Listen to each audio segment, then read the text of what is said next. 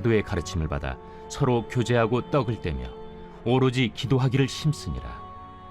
사람마다 두려워하는데 사도들로 말미암아 기사와 표적이 많이 나타나니 믿는 사람이 다 함께 있어 모든 물건을 서로 통용하고 또 재산과 소유를 팔아 각 사람의 필요를 따라 나눠주며 날마다 마음을 같이하여 성전에 모이기를 힘쓰고 집에서 떡을 떼며 기쁨과 순전한 마음으로 음식을 먹고 하나님을 찬미하며 또 온 백성에게 칭송을 받으니 주께서 구원받는 사람을 날마다 더하게 하시니라. 자, 오늘 또 저와 여러분이 교회로 모였습니다. 한번 따라할까요? 우리는 교회다. 네, 항상 원래도 어떤 일을 하시든지 간에 우리는 교회라는 것을 기억하시기를 바랍니다. 우리가 교회라고 했죠. 우리가 교회라고 했는데 그 말은 어떤 말이겠습니까? 오늘 설교 제목도 제가 그렇게 달았지만 저를 또 따라 하실까요? 교회는 공동체다. 네, 우리가 교회라는 거예요. 그래서 예수를 마음으로 믿어 입으로 시인하는 그 무리들이 교회입니다. 해서 교회는 공동체를 이루고 있는 것이에요.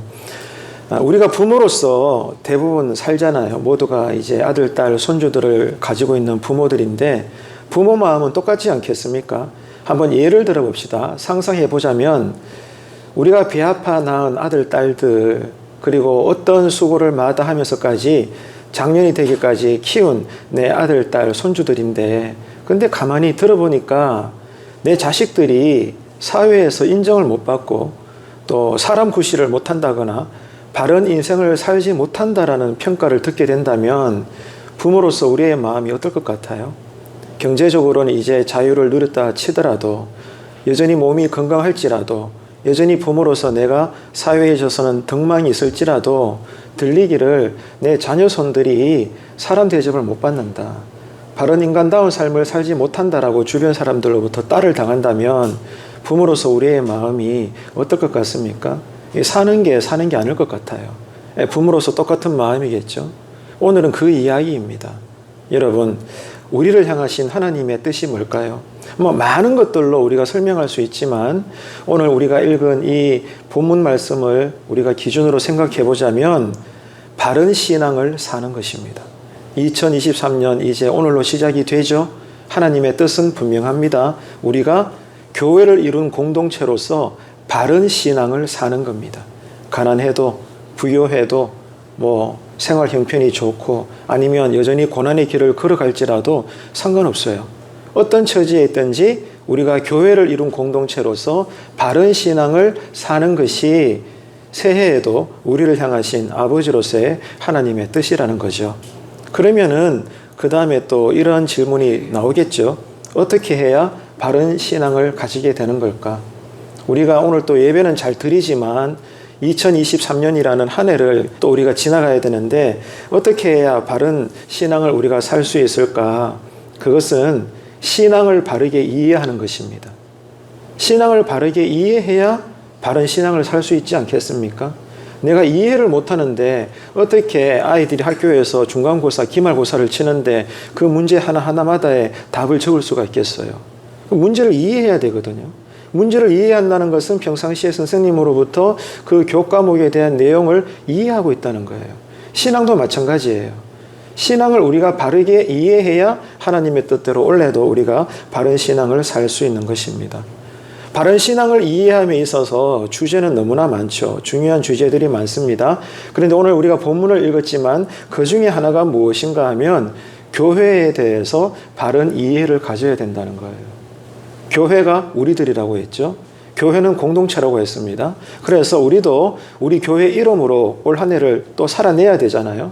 그래서 우리 모두가 공동체로서의 교회, 이 교회에 대한 바른 이해를 분명히 가지고 있을 때 분명히 우리는 바른 신앙을 살 수 있고 하나님의 뜻을 이룰 수가 있는 것입니다. 다시 말해서 교회라는 공동체가 무엇인지, 교회라는 공동체가 어떤 삶인지 이것을 우리가 이해를 해야 한다는 것입니다. 그래야 바른 신앙을 신자들이 이번 한 주간에도 올해도 살 수 있다는 거예요. 그래서 저는 새해를 이제 열면서 주일 오후 예배는 그 말씀의 주제가 하나입니다. 교회를 여러분 생각하고자 합니다.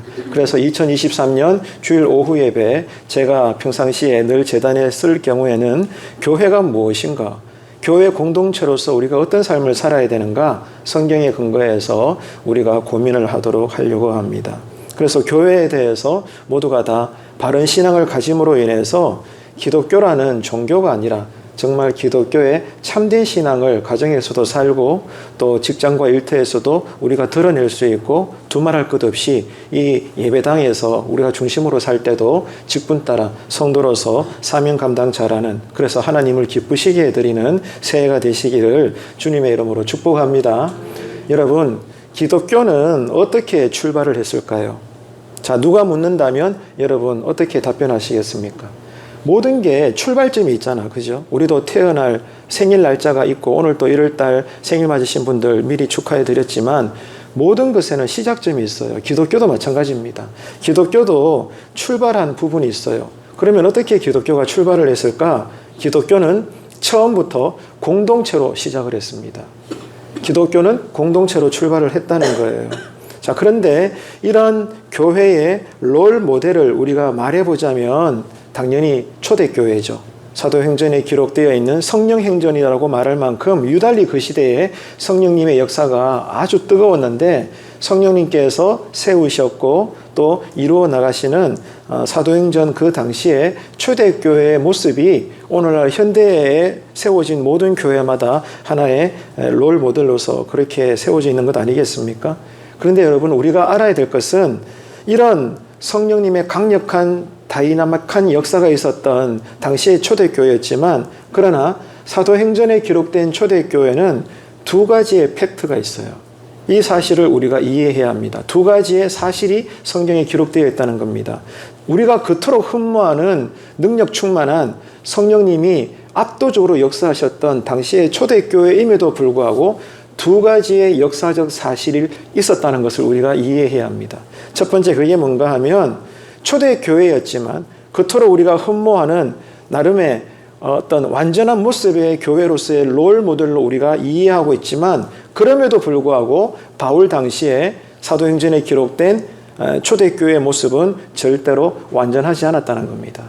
아무리 우리가 흠모하고 닮아가야 될 그 당시에 사도행정적 초대교회였지만 파고 들어가 보면 교회 안팎으로 말로 닿을 수 없는 문제들과 모순들과 갈등들이, 교회의 약함이 여전히 그때에도 있더라는 겁니다.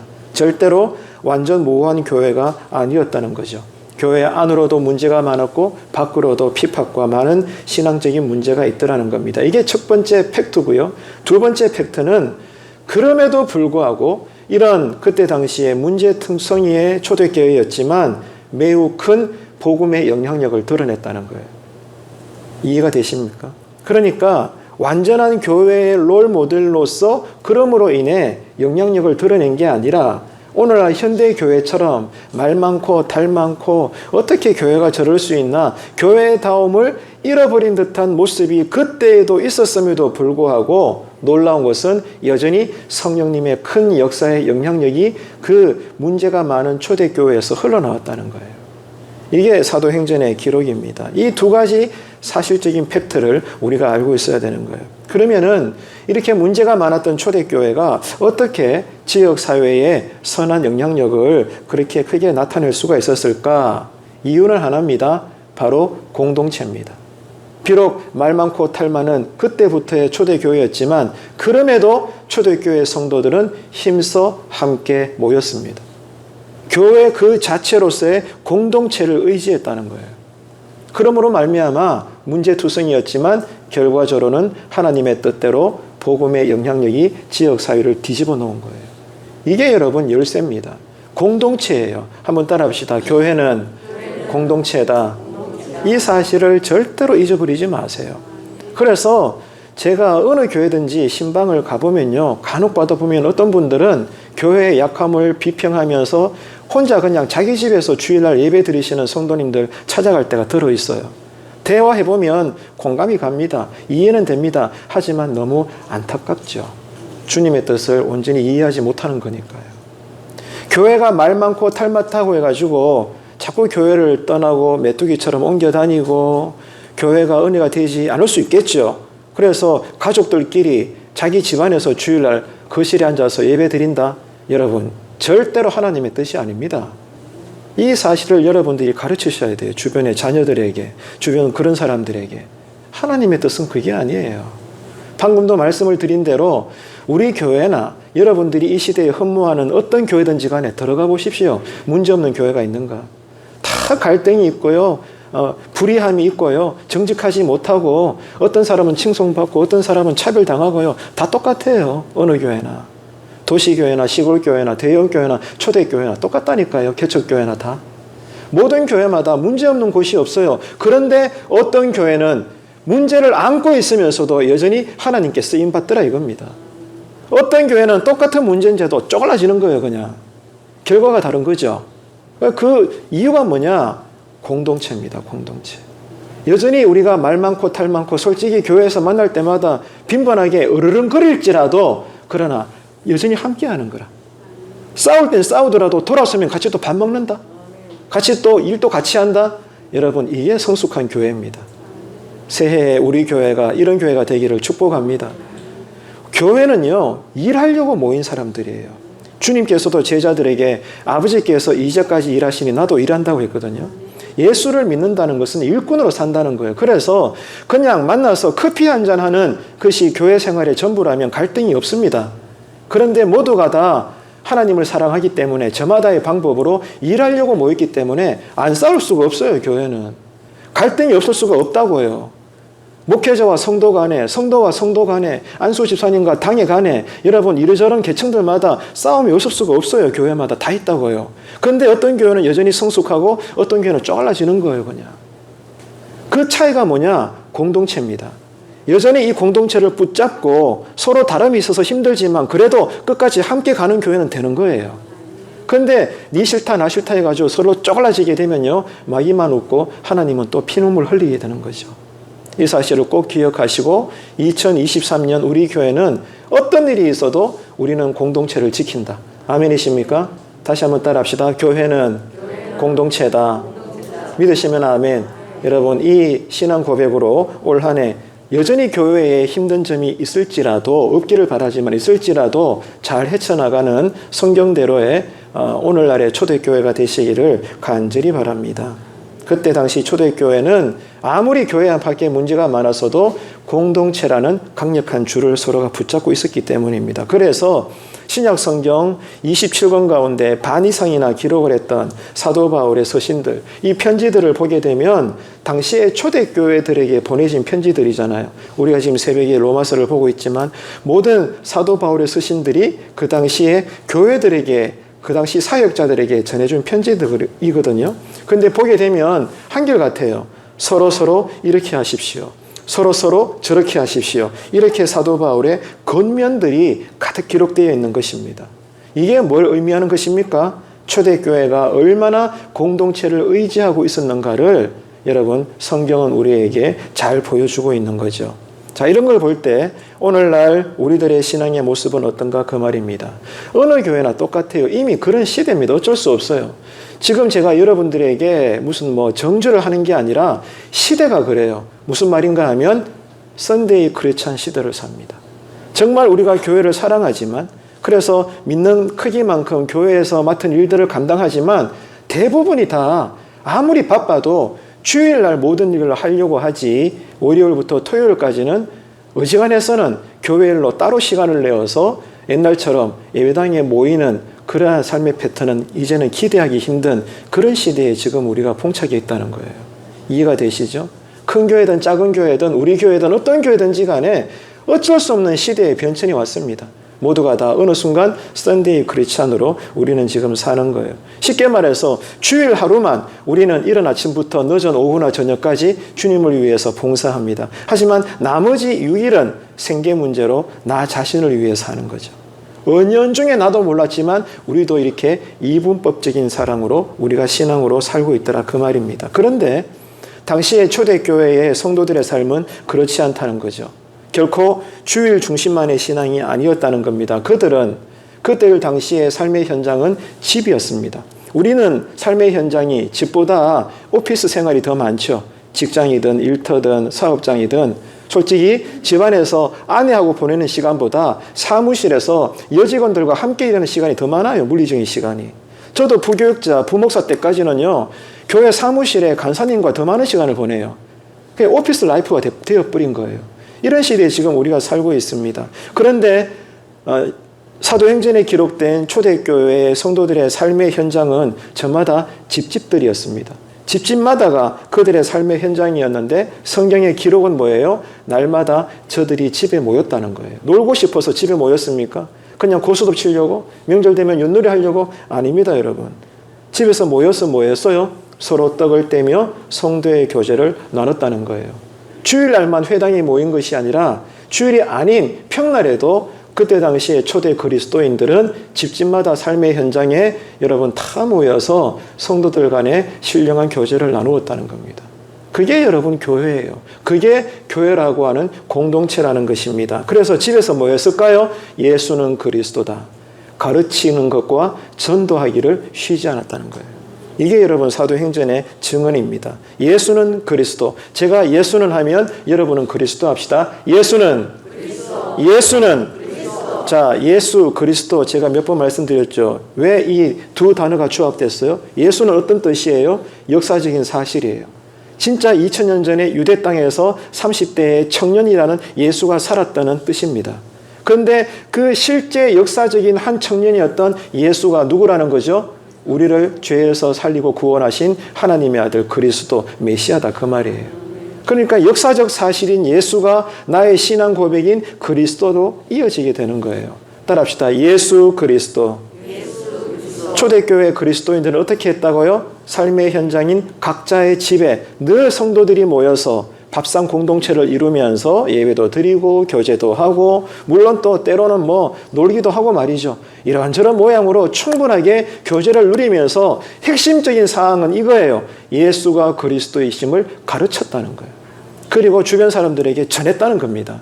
가르치고 전하는 교회. 따라합시다. 가르치고 전하는 교회. 이게 새해에 우리 교회가 회복해야 될 모습입니다. 참 시대가 그렇지만 어떻게 하면 우리 교회는 여기서 벗어날 수가 있을까요? 선데이 크리스찬에서 이 틀에서 여러분 뛰어넘고 어지간하면 토요일 날에도 교회 안에 성도들의 발걸음이 분주하고 평일 날에도 다 그럴 수는 없지만 토요일이나 주일처럼 할 수 없지만 그래도 늘 여러분 성도들의 발걸음의 소리가 들리고 이런 교회가 되면 얼마나 감사하겠습니까? 이 바쁜 시대에도. 그러나 성령의 역사로 새해에는 우리 교회가 이런 초대교회처럼 그렇게 열심히 일함으로 예수가 그리스도이심을 서로 가르치고 서로 전하는 그런 목장된 교회, 우리 신앙 공동체가 되시기를 간절히 바랍니다. 그 결과로 성령님의 강력한 역사 때문이죠. 구원받는 사람들의 숫자가 갈수록 늘어났더라. 그 말이에요. 방금도 여러분 우리 집사님께서 기도해 주셨잖아요. 새해에는 우리 교회가 부흥되기를 원합니다. 어떻게? 모든 삶의 현장에서 우리가 늘 선데이 크리스찬의 모습이 아니라 할 수 있는 한 목장별로 모이든지 부서와 기관으로 모이든지 이런저런 교회를 중심으로 함께해서 예수는 그리스도이심을 서로가 가르치고 서로가 전할 때 오늘 우리의 기도의 바람대로 새해에는 그 열매가 맺히지 않겠습니까? 어떻게 가만히 있는데 열매가 맺히겠습니까? 오늘 성경 말씀은 우리에게 이런 깨달음을 주는 것입니다. 그래서 초대교회는 문제가 많은 교회였지만 그러나 여전히 선한 영향력을 드러내었고 모든 지역사회에 소문이 무성한 아름다운 소문을 드러내는 하나님의 집이 될 수가 있었던 거죠. 교회의 출발이 공동체의 시작으로 되었다고 했습니다. 그러면 이 공동체 자체도 기원이 있지 않겠어요? 모든 것에는 시작점이 있다고 했죠. 자, 교회는 공동체로 출발했다고 했어요. 그러면 공동체라고 하는 자체도 기원이 있다는 거예요. 그 기원이 뭘까요? 하나님이에요. 하나님으로부터 공동체가 출발된 거예요. 왜 그럴까요? 이게 바로 기독교의 독특성이에요. 세상에 수많은 종교들이 난립되어 있지만 세상의 모든 종교와 전혀 같지 않은 기독교만의 여러분 독특성이 있습니다. 그게 뭔지 아십니까? 삼위일체 하나님이에요. 그것이 기독교의 독특성이에요. 하나님을 믿으시는 분은 아멘 합시다. 아멘 하셨죠? 여러분 정말로 신앙 고백하시는 거죠? 여러분이 믿는 하나님은 어떤 분이세요? 한 분이십니까? 세 분이십니까? 삼위일체 하나님이세요. 우리가 믿는 하나님은 어떤 분이에요? 성부, 아버지 하나님, 성자, 아들 예수 하나님, 성령 하나님이세요. 성부, 성자, 성령이에요. 그 말은 세 분인데 한 분이에요. 한 분인데 세 분이에요.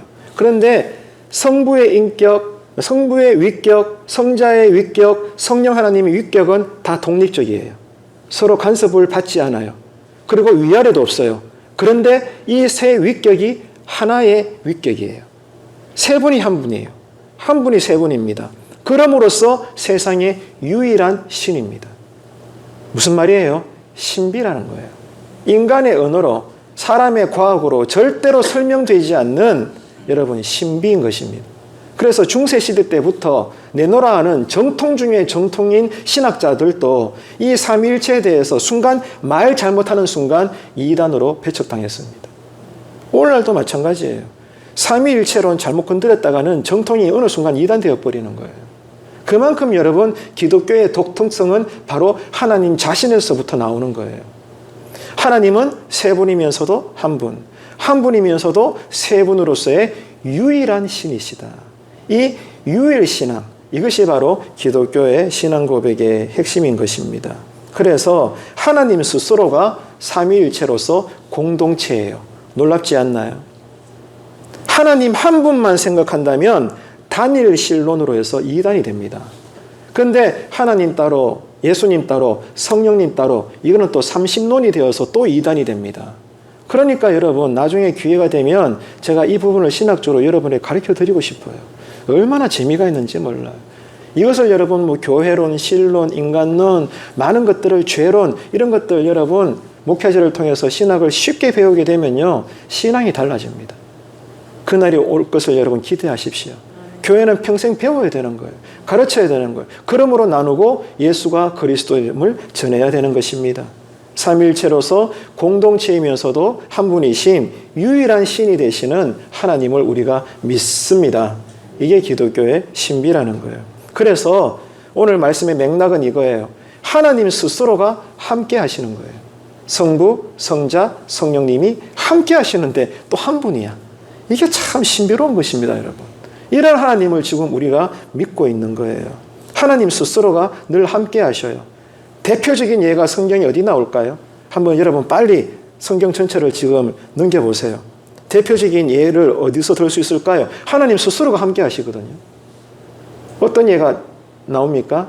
바로 예수님이 요단 강가에서 세례요한으로부터 세례받을 때예요. 물세례 받을 때. 자, 그때 성자 하나님 예수님이잖아요. 하나님의 아들로서의 성자 하나님이 사람으로 오셔서 사람인 죄인인데 세례요한으로부터 신앙의 본을 보여주시고자 물세례 받잖아요.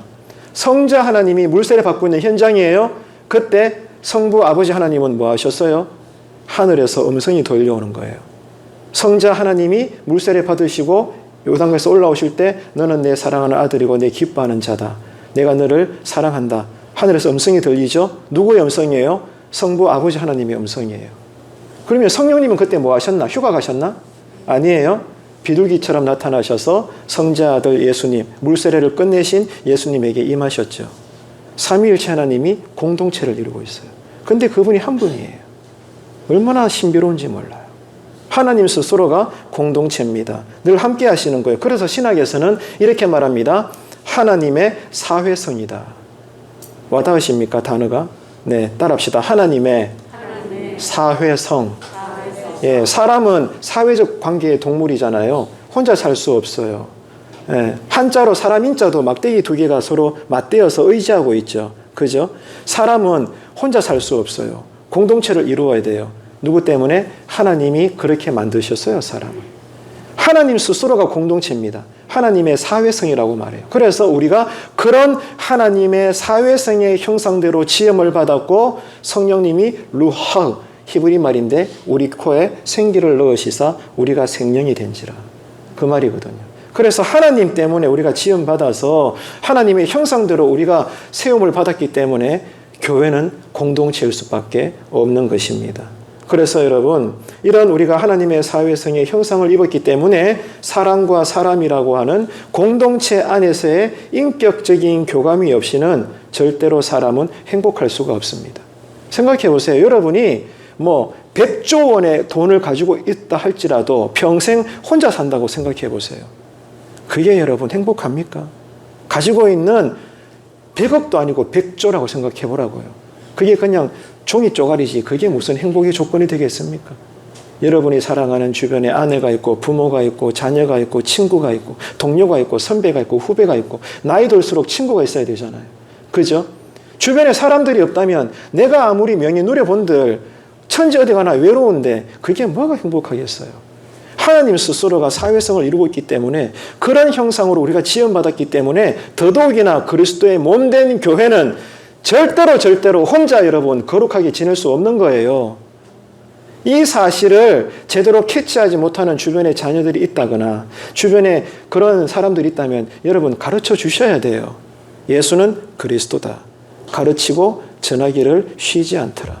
그런 초대교회적 새해의 우리 교회가 되시기를 축복합니다. 그래서 여러분 2023년 새해에는 새로운 인식을 가지고 우리가 살아야 되겠다 말씀을 드리고 싶어요. 오늘 세 가지를 말씀드렸습니다. 첫째, 교회는 공동체다. 따라합시다. 교회는 공동체다. 두 번째, 그런 교회 공동체를 사모하십시오. 여러분의 목장들을 사모하십시오. 그리고 이 교회를 사모하십시오. 하나님께서 부르시고 세우신 종들을 사모하십시오. 그리고 성도들 간에도 평신도 지도자로 세움받은 장로님을 위시하여 모든 여러분 어른들을 사모하십시오. 이게 하나님의 뜻입니다. 우리는 교회 공동체다. 그리고 그런 공동체를 사모해야 된다. 세 번째, 이런 사모해야 될 교회 공동체를 중심으로 충성하는 것입니다. 이게 우리를 향하신 새해에도 하나님의 뜻입니다. 자, 키포인트로 정리합니다. 첫째, 따라합시다. 공동체, 사모함, 충성. 첫 번째 뭐라고요? 교회는 공동체다. 그죠? 두 번째는 뭐라고요? 그 교회를 사모한다. 세 번째는 뭐예요? 그 공동체 교회를 중심으로 올해도 우리가 끝날까지 충성한다. 이게 뭐라고요? 아버지 하나님의 뜻이라는 거예요. 이런 신앙 고백과 결단으로 우리가 올해도 늘 예배드리고 함께 땀을 흘린다면 단언컨대 우리의 늘 기도드리는 대로 가정부터 하나님은 잘되게 해주실 거고 어려운 시대지만 인구 전력과 인구 감소의 시대고 대구는 더더욱 그렇겠지만 그래도 하나님께서는 순적히 우리 교회의 빈자리들을 채워주실 줄로 믿습니다.